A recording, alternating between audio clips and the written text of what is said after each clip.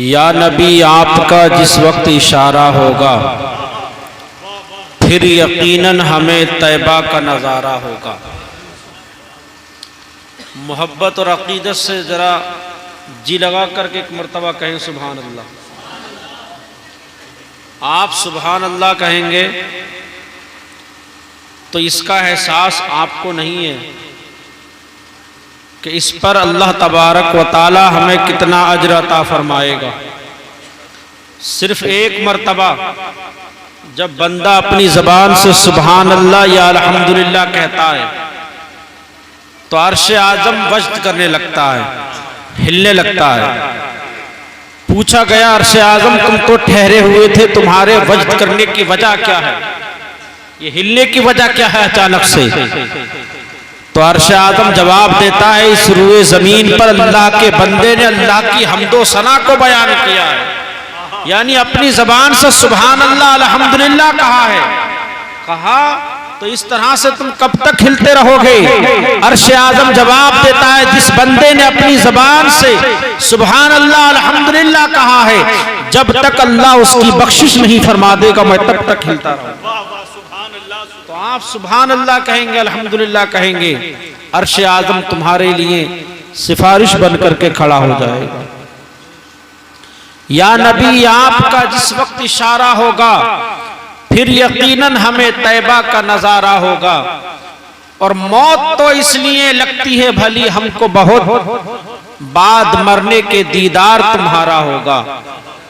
उनका कहलाते हुए फिर भी सहूं रंजो अलम, कभी ये सरकारे मदीना को गवारा होगा। अजीजाने गिरामी, जिस तरह से इंसान इस दुनिया में आया है और आने के बाद उसे एक न एक दिन रुखसत होना है, लेकिन उसे ये नहीं मालूम कि मौत कितनी तेजी के साथ उसकी तरफ दौड़ी चली आ रही है। आज का दिन जो हमारी जिंदगी से खत्म हो गया ये खत्म ही हो गया। अब दोबारा इस दिन को हमारी जिंदगी में कोई ला नहीं सकता। आज का दिन खत्म हो गया, कल का दिन खत्म हो जाएगा, परसों का दिन खत्म हो जाएगा, एक दिन ऐसा आएगा सारे दिन खत्म हो जाएंगे। लेकिन हमारे पास तैयारी क्या है? हमने आखिरत को संवारने के लिए, बनाने के लिए आखिरकार तैयारी क्या की है? अब आप कहोगे मौलाना हम तो बड़े सीधे, हम तो बड़े सीधे हैं। जब दीन की बात आ जाती है तो समझ लीजिए ऐसा महसूस होता कि जैसे आपसे ज्यादा कोई सीधा है ही नहीं। दीन की जब बात आ गई और अगर कारोबार की बात आ जाए तो फिर ऐसा महसूस होता कि जैसे आपसे बड़ा अक्लमंद कोई है ही नहीं। फिर आपको रात का कोहरा नहीं दिखता, ना बारिश नजर आती, ना धूप नजर आती। अगर काम पे जाना है तो जाना है। नमाज का वक्त आ जाए थकन है, नमाज का वक्त आ जाए थकन है, थकावट है, काम है, काज है, बहुत सारी जरूरतें हैं। आप समझिए जो इंसान अपने कारोबार चला सकता है, घर बार चला सकता है, क्या वो दीन नहीं सीख सकता? दीन को हमने ऐसे समझ लिया, नमाज को हमने ऐसे समझ लिया जैसे बहुत बड़ा पहाड़ है, हम इसे उठा नहीं सकते। ये बहाना सिर्फ आप दुनिया में तो बना सकते हो।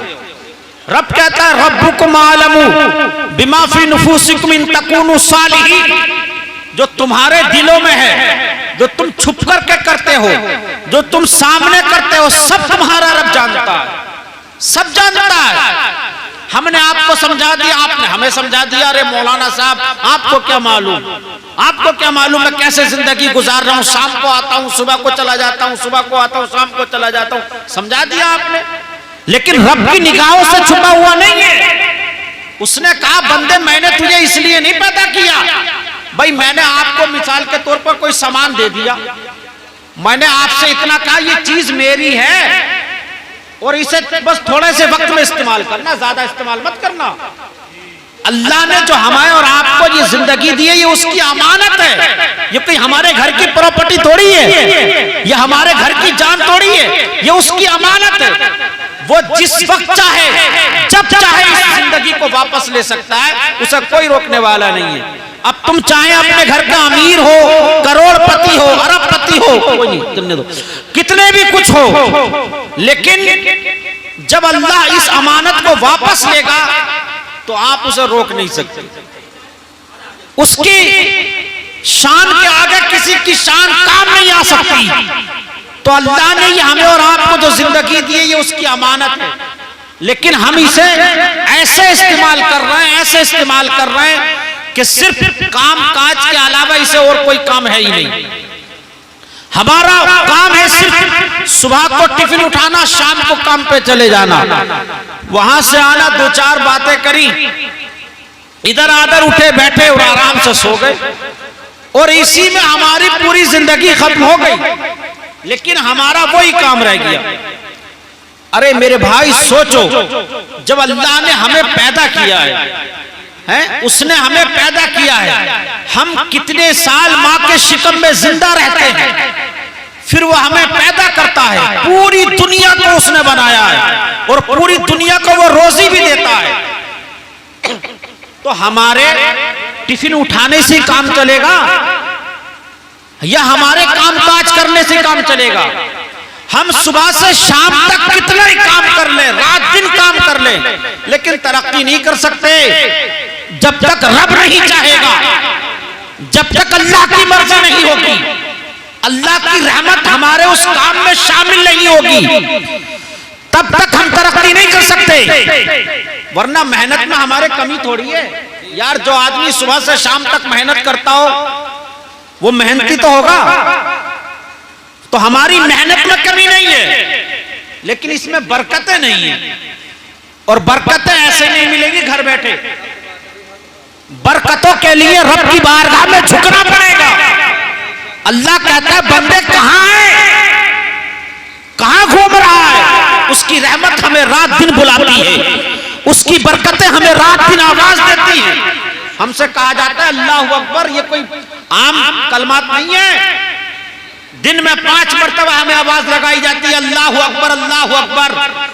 अल्लाह सबसे बड़ा है, अल्लाह सबसे बड़ा है। लेकिन हम कह रहे हैं हमारा काम सबसे बड़ा है। खेत को छोड़ने के लिए तैयार नहीं है, दुकान बंद करने हम तैयार नहीं है, काम में लगे तो लगे ही पड़े। हमें ऐसा महसूस हो रहा है कि शायद हम जिंदगी में आए ही इसी काम के लिए।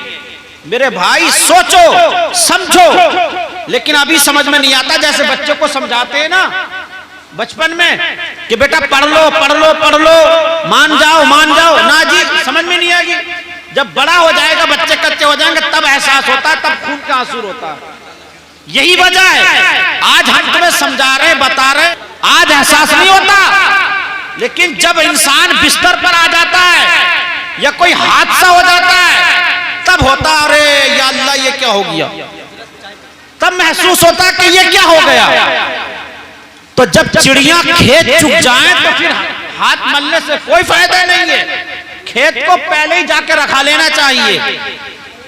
इसलिए आज तुम्हारे पास वक्त है, अपनी जिंदगी अहमियत को समझो। तो हमें बुलावा दिया जाता है, अल्लाहु अकबर, अल्लाहु अकबर, अल्लाह सबसे बड़ा है, अल्लाह सबसे बड़ा है। फिर कहा जाता है अशहदु अल्ला इलाहा इल्लल्लाह, यानी कि मैं गवाही देता हूं अल्लाह के सिवा कोई इबादत के लायक नहीं है। अशहदु अन्ना मुहम्मद रसूलुल्लाह, प्यारे नबी सल्लल्लाहु अलैहि वसल्लम अल्लाह के सच्चे रसूल हैं। फिर कहा जाता है हय्या अलस सलाह, कहा जाता है ना। तो ये जो इबादत है, ये जो बंदगी है, ये सबके लिए नहीं है।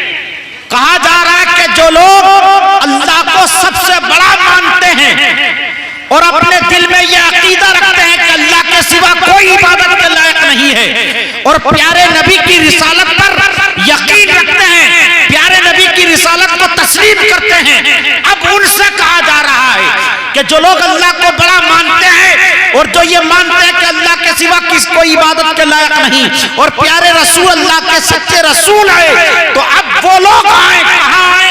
हय्या अलस सलाह, आओ नमाज की तरफ, हय्या अलल फलाह, आओ कामयाबी की तरफ। अगर तुमने आकर के अपने रब की बारगाह में अपने सर को झुका दिया तो यकीन जानो रब की रहमत जवाब देती है, बंदे तूने अपने सर को मेरी तेरी बारगाह में झुकाया है, मैं इस सर को किसी के आगे झुकने नहीं दूंगा, मैं इस सर को किसी के आगे लुटने नहीं दूंगा। आखिरकार वजह यही है अजीजाने गिरामी, हमारे घरों की बरकतें खत्म हो गई, हमारे घरों की रहमतें उड़ गई। तुमने तारीख पढ़ी नहीं, पढ़ते भी हो तो भूल जाते हो, भूल भी जाते हो तो याद नहीं रखते। इधर से सुनी उधर से सुनी, इधर को टाल दी, बात गई और गई। यानी कि दीन के लिए तो हम बिल्कुल भी अपने अंदर एनर्जी रखते ही नहीं है, हम अपने अंदर सोच बनाने के लिए तैयार ही नहीं है। लेकिन अजीजाने गिरामी, तुम भूल में पड़े हुए हो, तुम भूल में लगे हुए हो। आखिरकार नुकसान और खसारा किसी और का नहीं है, अल्लाह तबारक व तआला ने उन बंदों के लिए अपनी रहमतों के दरवाजे खोले हैं जो उसे याद करते हैं, जो उसकी बारगाह में अपने सर को पेशानी को झुकाते हैं। अजीजाने गिरामी, हमें और आपको तो ये महसूस होता है कि यार हमारे पास वक्त नहीं है नमाज पढ़ने का, लेकिन कभी सोचा करो अल्लाह की वो जात है जिस बारगाह में फरिश्ते हमेशा इबादत करते हैं, सजदे में रहते हैं, रुकू में रहते हैं। तुम सोचा करो कि अल्लाह तुम्हारे सर को पसंद ही नहीं करता। हम और आपने हमने अपनी तारीख को भुला दिया, हमने अपने असलाफ के उन उसूलों को भुला दिया जो हमारे असलाफ ने हमें सिखाए थे, जो हमारे असलाफ ने हमें तौर तरीके बताए थे। आज कहते हो मौलाना तुम्हें क्या मालूम जमाना कहां से कहां निकल गया। अरे जमाना क्या, हम कभी मोहताज नहीं रहे, हमारे बुजुर्गों की भी ये तारीखें रही हैं। अगर वो किसी गांव में चले गए तो आज देख लो तारीख उठा करके, वो गांव नहीं रहा बल्कि शहर में तब्दील हो चुका है। वो जगह बंजर जमीन नहीं रही बल्कि उस जगह को हरा भरा कर दिया है। तो हम कभी भी जमाने के मोहताज नहीं रहे, हम जिस तरफ गए हमने कामयाबी के परचम लहराए हैं, हमने बुलंदियां हासिल की हैं। इसलिए कोई कहता है कि न हो माहौल से मायूस, दुनिया खुद बना अपनी, नई कश्ती नई आंधी नए तूफान पैदा कर। तो हम कभी जमाने के मोहताज नहीं रहे। जमाना आज भी कहीं से कहीं पहुंच गया हो, चाहे जमाने ने कितनी तरक्की कर ली हो, लेकिन तुम आज भी रसूल के वफादार बन जाओ, आज भी तुम रसूल के सही माना में गुलाम बन जाओ। जमाना आज भी तुम्हारे कदम चूमने के लिए तैयार है, जमाना आज भी लौट करके तुम्हारी तरफ पलटने के लिए तैयार है। तारीख उठा करके देखो, तुमने तारीख को नहीं पढ़ा, कौन नहीं जानता औरंगजेब आलमगीर को। मैं आपको बताना चाहता हूं, औरंगजेब आलमगीर की शख्सियत वो शख्सियत है जिन्होंने पूरे मुल्क में हुकूमत की। लेकिन अज़ीज़ाने गिरामी, तारीख ये बताती है कि आप हाफिज़ कुरान भी थे, आप आलिम दीन थे, अल्लाह के नेक बरगुज़ीदा बंदे गुजरे हैं। आपने अपनी जिंदगी में कभी भी कोई गलत कदम नहीं उठाया, अल्लाह और उसके रसूल के वफादार बनकर के जिंदगी गुजारी। बादशाह आप समझो, हमारे पास थोड़ी दौलत आ जाए, सरमाजा आ जाए तो हम घूमने में लग जाते हैं, हम हराम हलाल की तमीज छोड़ देते हैं। लेकिन वो बादशाह गुजरे हैं, औरंगजेब बादशाह, बहुत सारे वाकयात हैं। औरंगजेब आलमगीर का दौरे हुकूमत है, आपने राजस्थान की सरजमीन पर एक किले को मुहासरे में लिया। आपकी फौज ने चारों तरफ से उस किले का मुहासरा कर लिया, चारों तरफ से आपकी फौज लगी हुई है। किले के अंदर जो बादशाह है उसने सारे किले के दरवाजे बंद कर दिए और अपने आप को किले के अंदर महफूज कर लिया। किले के अंदर जब महफूज किया, थोड़ी देर के बाद में क्या देखता है कि जो इस्लामी फौज ने उस किले का मुहासरा किया था, अब उसके अंदर से अल्लाहु अकबर की सदाएं बुलंद हो रही है। थोड़ी देर के बाद क्या देखता है कि वो सारे के सारे सिपाही सफे बना करके खड़े हुए हैं, यानी नमाज की हालत में पहुंच चुके हैं। उसने अपने वजीर से पूछा, वजीर आखिरकार मामला क्या है, ये जंग क्यों रोक दी गई है, ये लोग ऐसे खड़े क्यों हो गए हैं। वो वजीर कहता है, ऐ सरदार आपको नहीं मालूम, ये इनकी नमाज का वक्त हो चुका है, ये आंधी आ जाए, तूफान आए, जब नमाज का वक्त आ जाता है तो ये अपने रब की बारगाह में खड़े हो जाते हैं, अपने रब की बारगाह में नमाज पढ़ने के लिए खड़े हो जाते हैं। बादशाह नमाज का वक्त हो चुका है, नमाज का वक्त हो चुका है। जब बादशाह ने ये सुना तो सुनने के बाद वो छत के किनारे पर आ गया, ऊपर चढ़ता है, देखता है कि सारे के सारे सिपाही सफे बना करके के खड़े हुए हैं, आगे एक मुसल्ला बिछा हुआ है। बादशाह ने पूछा, वजीर मुझे ये बताओ कि ये आगे जो मुसल्ला बिछा हुआ है ये किस लिए बिछा हुआ है? वजीर कहता है, बादशाह इनका जो इमाम होता है वो इस मुसल्ले पर खड़ा होता है और खड़े होने के बाद मुसल्ला इमामत को संभालता है।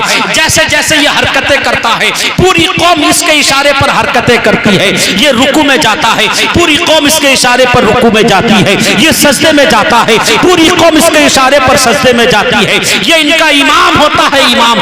बादशाह ने कहा ये इमाम होता है। उसने अपने तीर कमान को बुलाया, कहा तीर कमान, अपने कमान में तीर लगाओ। और तीर लगाने के बाद में जो सांप से आगे एक शख्स खड़ा हुआ है, यानी जिसे मुसल्ला इमामत कहा जाता है, उस मुसल्ला इमामत पर खड़े होने वाले इंसान के सीने में उतार दो। तीर कमान बादशाह के हुक्म के मुताबिक तीर चलाता है और इमाम साहब के सीने में आकर के पेवस्त हो जाता है। हल्की सी चीख निकलती है, नमाज जारी है। वो मुसल्ला इमामत के करीब जाकर के गिर जाते हैं। लाशाए मुबारक वहीं पर पड़ा हुआ है। पीछे से एक शख्स जब देखता है कि इमाम साहब को शहीद कर दिया गया है, वो मुसल्ला इमामत पर फिर पहुंच जाते हैं दूसरे जो पहले खड़े हुए थे पीछे। उसने वजीर से पूछा, बादशाह ने कहा अब ये कौन मुसल्ले पर आ गया? वजीर कहता है, बादशाह ये इनका नाइब होता है। अगले इमाम को अगर कोई हाजत हो जाए, कोई परेशानी आ जाए, किसी वजह से वो मुसल्ला इमामत को छोड़ दे, तो इनमें का एक शख्स आगे बढ़ करके उस पूरी इमामत को अपने कब्जे में ले लेता है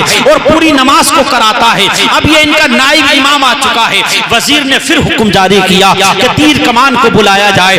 तीर कमान को बुलाया गया, तीर लगवाया गया। कहा ये जो नाइब इमाम आया है इसके सीने में तीर को उतार दे। तीर चलाया जाता है, नाइब इमाम के सीने में उतार दिया जाता है। हल्की सी चीख निकलती है, मुसल्ला इमामत के दूसरी जानिब जाकर वो भी गिर जाते हैं। औरंगजेब पीछे सफों में खड़े हुए थे। आपने जब देखा कि इमाम साहब को शहीद कर दिया गया है, नाइब इमाम को भी शहीद कर दिया गया है, हल्की सी आप सफों को चीरते हैं और मुसल्ला इमामत पर आकर के खड़े हो जाते हैं। मुसलमानों गौर तो करो, आप सोचो तो सही, आज हमें जरा सी ठंड आ जाए तो हमें नमाजें छोड़ देते हैं, आज बारिश आ जाए तो हम नमाजें छोड़ देते हैं, थोड़ी सी परेशानी आ जाए, काम काज आ जाए, हम नमाजें छोड़ देते हैं। लेकिन वो वक्त का बादशाह है, पूरी सल्तनत पर हुकूमत कर रहा है, लेकिन नमाज का वक्त आ गया, उसने अपनी जान की परवाह नहीं की, अपने जिस्म की परवाह नहीं की। जब तक उसने अपनी आंखों से देख भी लिया, लेकिन ऐसे हालत में आप सफों को चीरते हैं और मुसल्ला इमामत पर आकर के खड़े हो जाते हैं। बादशाह अपने वजीर से पूछता है अब ये कौन इस मुसल्ले पर आ गया? वजीर कहता है, मुबारक हो, तुम्हारा सबसे बड़ा दुश्मन औरंगजेब आ चुका है। इतना कहा तो वजीर ने कहा, औरंगजेब? कहा ये औरंगजेब आ गया, बादशाह इसे खत्म कर दो, सारी फौज ये तुम्हारे किले को छोड़ करके भाग जाएगी। बादशाह ने कहा, वजीर नहीं, अब मुझे इस शख्स को मारना नहीं है, बल्कि मैं हुक्म जारी करता हूं, तुम किले के सारे दरवाजे खोल दो और किले की जितनी चाबियां हैं, बादशाह अपने किले की चाबी लेता है, औरंगजेब के कदमों में ला करके रख देता है। कहा, औरंगजेब जिस कौम का लीडर इतना बहादुर हो और इतना पक्का और सच्चा जिसका ईमान हो, क्या इतनी लाशें गिरने के बाद भी उसका ईमान नहीं डगमगाया? जिसका लीडर इतना बहादुर हो, उस मोहम्मद का आलम क्या होगा जिसने पूरी दुनिया में इस्लाम को फैलाया है? तो अजीजाने गिरामी, उस बादशाह ने कहा, औरंगजेब मैं आज से ये किले की चाबियां तुम्हें सौंपता हूं कि दस्त दरिया भी न छोड़े हमने, पहले जुल्मात में दौड़ा दिए घोड़े हमने। ये हमारी तारीख रही है। आज हमारे आलम क्या है, हम किस सोच में पड़े हुए हैं, हम किस जिंदगी में अपनी जिंदगी गुजार रहे हैं, हमें अपनी जिंदगी का जायजा नहीं है। हमने सजदों को छोटा समझ लिया, अल्लाह के जिक्र को छोटा समझ लिया। हम समझते हैं कि जब तक हम झूठ नहीं बोलेंगे, जब तक हमारा काम नहीं चलेगा, जब तक हम किसी को दो चार बातों में घुमाएंगे नहीं, जब तक हमारा काम नहीं चलेगा। हम इसे चालाकी समझते हैं, हम किसी को बेवकूफ बनाना चालाकी समझते हैं, हम झूठ बोलना इसे होशियारी समझते हैं। आप सोचिए तो सही, हमारी सोच क्या बन गई है, हमारा तसव्वुर क्या हो गया है। हम चुरा करके चोरी का सामान लाते हैं, लाने के बाद फिर उस पर गौसे पाक की फातियां दिलाते हैं, फिर उस पर लंगर भी हो रहे हैं। नहीं भाई, पहले अपने किरदार को संभालो। चटनी से रोटी खाओ, लेकिन सच्चे पक्के इंसान बन करके, एक सच्चे मुसलमान बन करके जिंदगी गुजारो। किसी की गीबतें ना करो, किसी से हसद ना रखो, किसी की बुराई ना करो। अजीजान गिरामी, अपनी जिंदगी को ऐसे गुजारो बिल्कुल साफ और शफाफ जिंदगी हो। अजीजान गिरामी, एक और बादशाह गुजरे हैं जिनका वाकया मेरे जहन में आया। अजीजान गिरामी, एक बादशाह के दरबार में एक दरख्त लगा हुआ था। उस दरख्त पर बहुत सारी चूटियां चढ़ी हुई थी। चूटियां जब चढ़ी हुई थी तो वह उसके गुलामों ने कहा, बादशाह के कहा, सरदार हम चाहते हैं कि इन पेड़ों को काट दे, इन पर चूटियां बहुत है, इन पर चूटियां कीड़े मकोड़े बहुत है। कहा ऐसे नहीं, मैं पहले मुफ्ती साहब के पास जाऊंगा। सोच बता रहा हूं, सोच कितनी अच्छी थी। कहा कि पहले मैं मुफ्ती साहब के पास जाऊंगा, वहां से फतवा लेकर के आऊंगा, उस फतवे में जो लिखा होगा उसी फतवे के मुवाफिक काम किया जाएगा। लिहाजा बादशाह मुफ्ती साहब की बारगाह में जाता है। जाने के बाद आवाज लगाता है, मुफ्ती साहब हैं क्या? कहा मुफ्ती साहब नहीं है, कहीं बाहर गए हुए हैं। कहा कि ये कुछ कागज पर मैं सवाल लिख करके लाया हूं, जब मुफ्ती साहब आ जाए तो इसका जवाब मुझे चाहिए। हजरात गिरामी, कुछ दिन गुजरे, मुफ्ती साहब तशरीफ लाए, उन्होंने देखा और देखने के बाद उस फतवे का जवाब दे दिया। फिर वजीर को बुला करके बादशाह ने कि उस फतवे को हासिल कर लिया, और हासिल करने के बाद जब देखा तो उस फतवे में लिखा हुआ था कि ये कुछ खास मामला नहीं है, ये चूटियां हैं, अल्लाह की मखलूक हैं, कुछ दिन के बाद में खुद ही गायब हो जाएंगी, इन्हें तकलीफ देने की जरूरत नहीं है। अजीजान गिरामी, उसने उन दरख्त को रुकवा दिया और उस खत को जो फतवा था उसको संदूक में रख दिया। कुछ दिन गुजरे, बादशाह का इंतकाल हो गया और उसका वसीयत, पहले बुजुर्ग क्या है अपना वसीयतनामा छोड़ जाते थे, वह वसीयतनामा आपका पढ़ा गया। पढ़ने के बाद जब बादशाह के वसीयतनामे में लिखा था कि मेरे जो खासम खास संदूक हैं, मेरे जो कमरे में जिन्हें मैं इस्तेमाल करता हूं, जब मैं इंतकाल कर जाऊं तो मेरी कब्र में उन संदूकों को रखा जाए। जब इतना सुना लोगों ने तो चैमा गोइयां करने लगे। वैसे तो अपने आप को बड़ा नेक समझते थे, बड़े परहेजगार समझते थे, अब दौलत से इतना लालच कि कब्र में भी जा रहे हैं तो वसीयत कर गए कि इन संदूकों को मेरे साथ में रखना। तो वजीरों को यह बात हजम नहीं हुई, उन्होंने सोचा कि इसमें जरूर कोई ना कोई खास तोहफा होगा, इसलिए भाई बादशाह गुजरा है वक्त का, और उसने कहा कि जो मेरे खास संदूक हैं उन्हें मेरे साथ कब्र में रखना। वजीरों को बात हजम नहीं हुई, सबने मशवरे कर लिए कि आखिरकार इन संदूकों को खोला जाएगा। ये कैसी वसीयत है, इतनी दौलत को कैसे बादशाह के साथ दफना दिया जा सकता है, सारी सल्तनत में सर्फ की जाएगी, सल्तनत में उगा लगाई जाएगी। बादशाह के जितने वजीर थे सबने मशवरा कर लिया। उन संदूकों को जब खोला गया, अजीजान गिरामी गौर करने की बात है, तवज्जो की बात है, जब उन संदूकों को खोला गया तो उसमें कोई दौलत नहीं थी, उसमें कोई सोने या हीरे जवाहरात नहीं थे, उसमें सिर्फ कागज ही कागज थे। हर कागज पर अल्लाह और उसके रसूल की हदीस पाक मुबारक मौजूद थी, उसमें सवाल थे, यानी इफ्ता था। अजीजान गिरामी, उलमा को बुलाया गया, उलमा से इस बात का मशवरा लिया गया कि आखिरकार बादशाह इन कागजों को अपने साथ में कब्र में ले जाना क्यों चाहता था।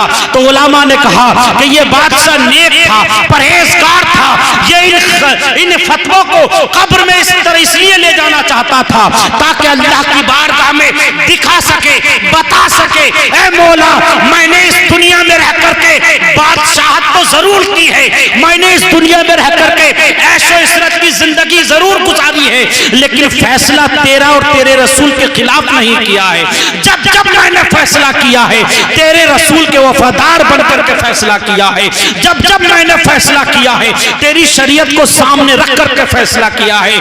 आज तुम कैसे फैसला कर लेते हो, आज तुम कैसे सोच बना लेते हो कि यार जब तक हम झूठ बोलेंगे नहीं, हमारा कारोबार नहीं चलेगा, हमारी जिंदगी नहीं गुजरेगी। मेरे भाई, जिंदगी बड़ी मुख्तसर है, कब और किस घड़ी खत्म हो जाए कोई नहीं जानता। अल्लाह फरमाता है मिन्हा खलकनाकुम, ऐ इंसान हमने तुझे मिट्टी से बनाया है, मिन्हा खलकनाकुम व मिन्हा नुखरिजुम, मिन्हा खलकनाकुम व फिहा नुईदुकुम, हम जिस दिन चाहेंगे तुझे इसी मिट्टी में मिला देंगे, हम जिस दिन चाहेंगे तुझे इसी मिट्टी की तरफ बुलाएंगे। व मिन्हा नुखरिजुकुम तारतन उखरा, हम जिस दिन चाहेंगे तुझे इस मिट्टी से उठा करके हिसाबो किताब भी लेंगे। इस सोच में मत रहना कि आज हमें अल्लाह ने जिंदगी दे दी, हाथ और पैर दिए हैं तो हमसे कोई पूछने वाला नहीं है। जर्रे जर्रे का हिसाब लिया जाएगा, जर्रे जर्रे के बारे में तुमसे पूछा जाएगा। जिंदगी कहाँ गुजारी, कैसे गुजारी, दौलत तुम्हें अल्लाह ने दी तो कहाँ गुजारी, बातें बहुत सारी हैं। इसलिए बस समझने की बात यही है कि हमें अपनी जिंदगी को संवारना चाहिए। मौत बड़ी तेजी के साथ हमारी तरफ आ रही है। अगर हमने मौत की तैयारी नहीं की तो आप सोचो कि उस कब्र अंधेरी में हमारा क्या आलम होगा, जहां सांप और बिच्छुओं का बसेरा है, जहां सिर्फ सांप और बिच्छू हैं। लेकिन जो नेक और परहेजगार लोग हैं उनके लिए वहां सांप और बिच्छू कोई मायने नहीं रखते। वो अंधेरी कोठरी कोई अंधेरी कोठरी नहीं है। अगर नेक है तो अल्लाह एक इशारा फरमाएगा, ऐ मेरे फरिश्तों, ये मेरा नेक बंदा आज इस कब्र में आया है। इसे महसूस नहीं होना चाहिए कि ये अंधेरी कोठरी में लेटा हुआ है, इसे महसूस नहीं होना चाहिए कि ये तन्हा लेटा हुआ है, बल्कि जन्नती हवाओं का इंतजाम इसके लिए कर दिया जाए, जन्नती बिस्तर का इंतजाम इसके लिए कर दिया जाए, जन्नती हवाएं इसके लिए खोल दी जाए।